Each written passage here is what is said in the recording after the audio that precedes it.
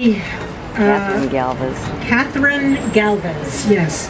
She is a resident of Noe Valley for 40 years. Yeah, 40 years this October. I forgot to mention that I am 63 years old.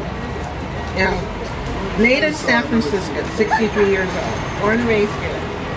Sorry, and I'm under the Sheriff's Acts tomorrow.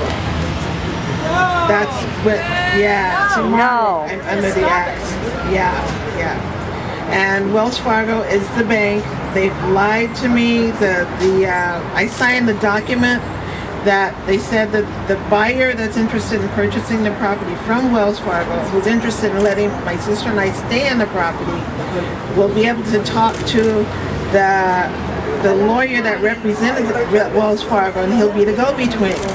And so I said, okay, if that's the case, I'll sign this document. I signed a document, that's all they're going by. They did not honor that statement. The real estate asset manager appointed by Wells Fargo is not talking to the buyer. The lawyers would not talk to the buyer, and Wells Fargo is saying go to the real estate manager. So he's probably going to give up because they won't let him even make an offer on the property. And that's been going on since before December 19th. And it's affected my health also. I have to see a kidney specialist this next week on the 28th. According to my doctor, I made an appointment. I have damage to my artery. I have damage to the wall of my heart. I have high blood pressure that can go as high as 245 over 80 something. Everything will get better if my blood pressure goes down to normal. If it doesn't, I'm in big trouble. Because, like I said, I had the blood test a couple of weeks ago, and that's when I found out there's something going on with my kidney. So it's just, everything is just going downhill. And the stress is not helping at all. Not at all. And I have sleep apnea, and I have carpal tunnel, so it makes it so I have other issues going on too. You know, so need some justice.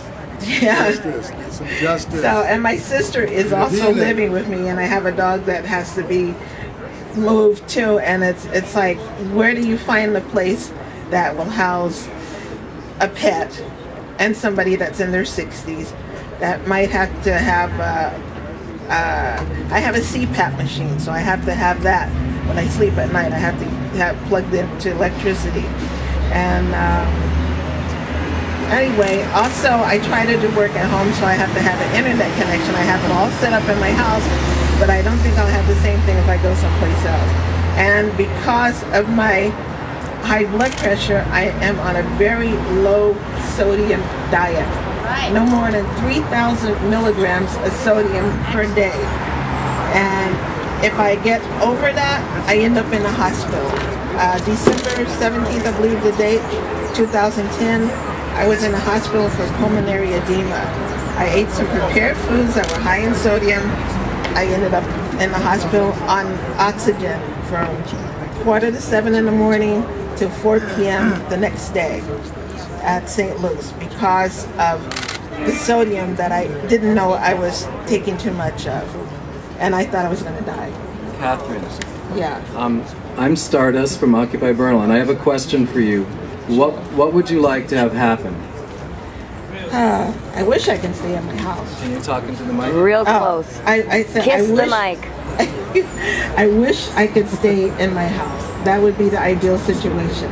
Well, to get Kathryn to stay in her house, we're going to have to, we have an action alert, and folks can see it at occupytheauctions.org.